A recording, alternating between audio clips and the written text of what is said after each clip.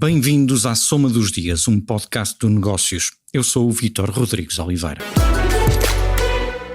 É um momento simbólico nas finanças do Estado. A dívida portuguesa ficou no ano passado abaixo dos 100% do PIB. Vamos perceber o que é que contribuiu para este desfecho e o que é que se pode esperar daqui para a frente. E nesta edição centramos também atenções nos lucros da banca. Comigo estão Maria Caetano e Hugo Neutel. Esta é a Soma dos Dias.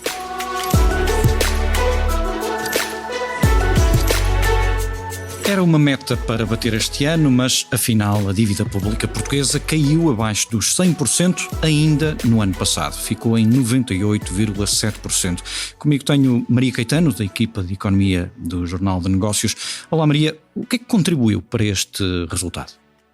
Olá, bom, para exatamente alcançar essa fasquia de levar a dívida a um nível abaixo dos 100% do PIB, este ano foi crucial e foi crucial sobretudo a parte final do ano, porque se olharmos para o esforço que foi feito, com uma redução de 13,7 pontos percentuais, percebemos que a maior parte do esforço foi feito no último trimestre deste ano, portanto nos meses de outubro a dezembro, foram 8,8 pontos percentuais do esforço nesse período, do esforço total que foram feitos nesse período, e para este esforço foi fundamental a amortização de dívida que foi feita, que é extraordinária no período pós 25 de Abril. Só em 2020 é que houve igualmente redução do valor nominal da dívida e num montante muito menor. Neste ano obteve-se uma redução de cerca de 9,4 mil milhões de euros e só no mês de dezembro a redução que foi feita foi de 4,8 mil milhões de euros, para termos a noção do esforço que foi feito na reta final do ano para obter este resultado. É claro que além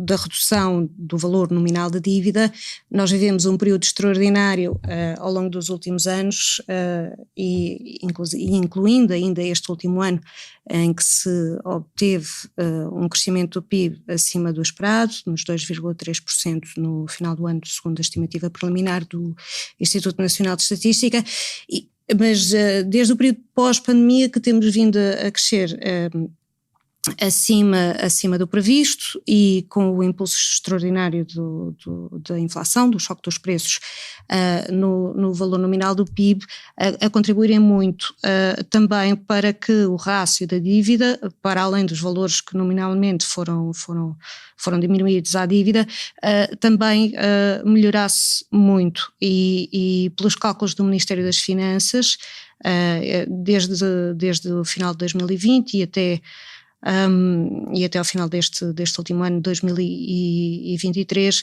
2/3 da redução da dívida é explicada pelo crescimento do PIB. Claro que depois também há o efeito dos excedentes primários, e depois vemos esse efeito na liquidez que é conseguida também pelo Estado para depois fazer estas amortizações. O facto de se ter melhorado, ter vindo a melhorar as contas públicas ao longo destes últimos anos, 2 anos principalmente, tem, depois do choque da pandemia, na verdade, tem contribuído também para esta redução do peso da dívida. Os saldos primários, voltámos a ter saldos primários positivos em 2022. Portanto, as contas sem contabilizar os juros. Exatamente, o saldo sem contabilizar a despesa que é feita no pagamento de juros. Voltámos a ter um saldo primário positivo de 1,6% em 2022, e depois agora em 2023 o Governo estimou que o saldo primário possa ficar em 3% do PIB também. Este resultado do saldo também vem do facto de, na gestão orçamental, a despesa ter sido contida na relação com aquela que tem sido a evolução da economia e na relação que tem sido o crescimento, tem tido na relação que tem tido com o crescimento da receita, que tem sido muito superior. Esta semana também vimos as contas da execução orçamental em contabilidade pública ainda, temos a receita a crescer ainda muito acelerada neste ano, a crescer mais de 12%, enquanto que a despesa não cresceu mais do que 4,4%. Portanto, o contexto é favorável e houve esse esforço adicional no final do ano. De se aproveitar o contexto para fazer esta redução excepcional da dívida. Vale a pena recordarmos também, num minuto, como é que aqui chegámos, porque esta tem sido uma longa travessia que já vem de 2009, quando a dívida pública começou a escalada, passou então de cerca de 75% para quase 88%, embora na altura se pensasse que era bem menos, mas depois veio a crise do euro, que fez disparar ainda mais para os 100%, logo em 2010, portanto o valor de 100% tinha sido atingido, já lá vão 13 anos, isto ainda antes do resgate português. Com a intervenção da Troika em 2011, a dívida passou realmente para outra dimensão, tendo em conta o empréstimo de 78 mil milhões de euros, os 3 anos de recessão consecutivos e a continuação de déficits elevados.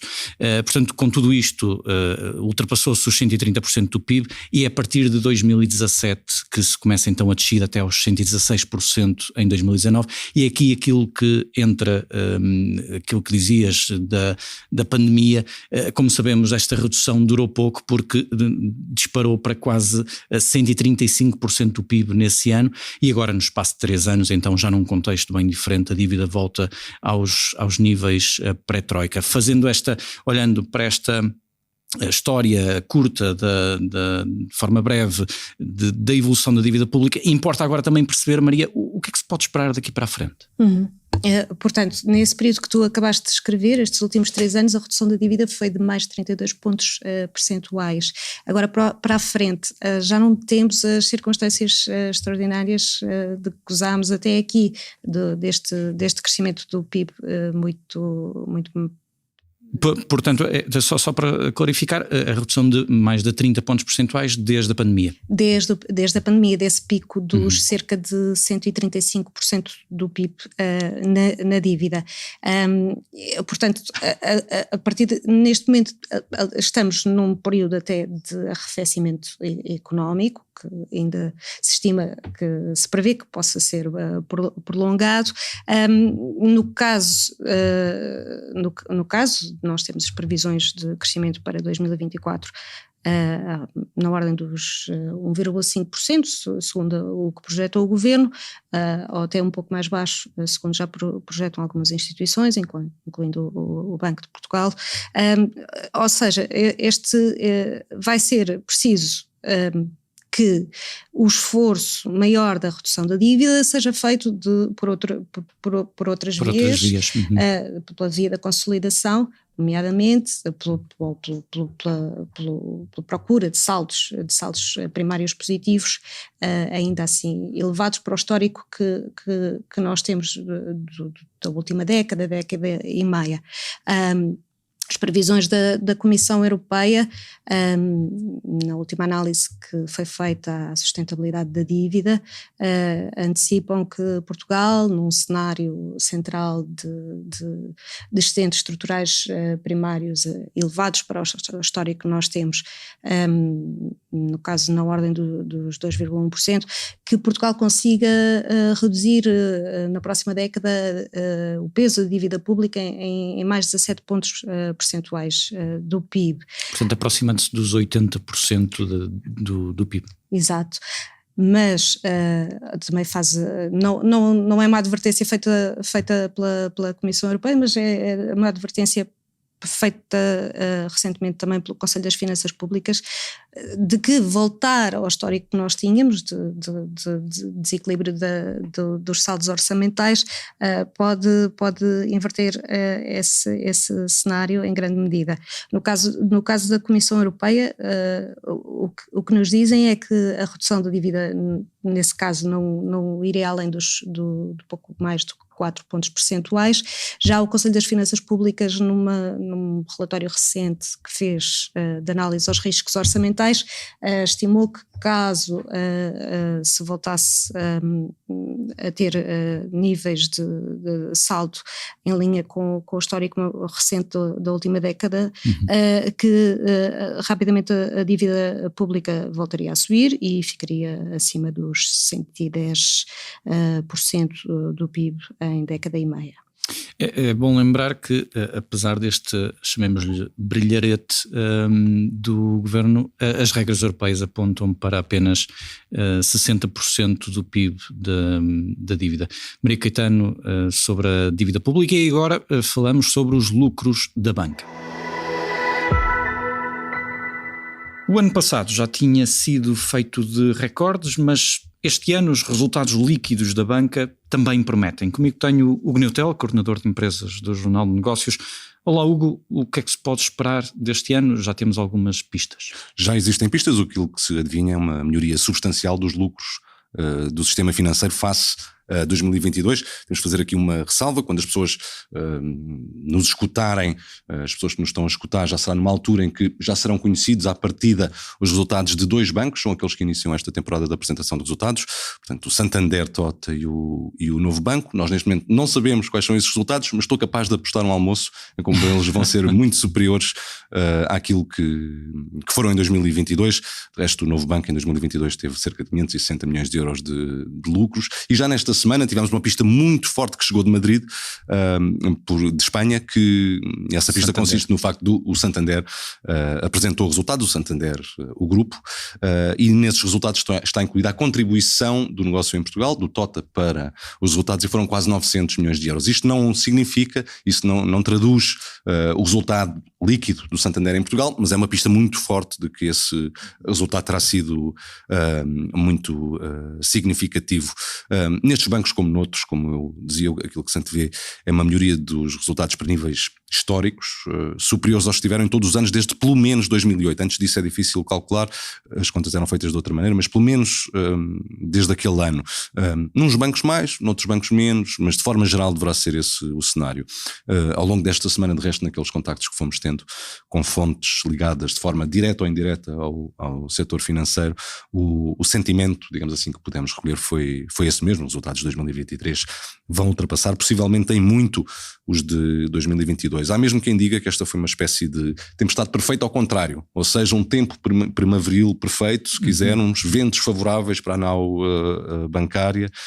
Os bancos tiveram a ajuda da subida de juros, claro, que tem um efeito imediato nos créditos, mas um efeito ao retardador, como bem sabemos, nos depósitos, e depois tiveram a ajuda do crescimento económico de 2,3% no ano passado, e também sabemos, claro, que um dos principais fatores que influencia os resultados da banca é o andamento do país, digamos assim. Aliás, nesta quinta-feira, o Governador do Banco de Portugal sublinhou isso mesmo. Quando as coisas correm bem, isso também se vê nos resultados e na forma como a banca opera no país. Mário Centeno foi mesmo um pouco mais longe nesta explicação. Quando nós temos, como acontece em Portugal, os 3 grandes setores económicos, de agentes económicos, o Estado, as empresas e as famílias, a reduzir o endividamento, a banca beneficia disso.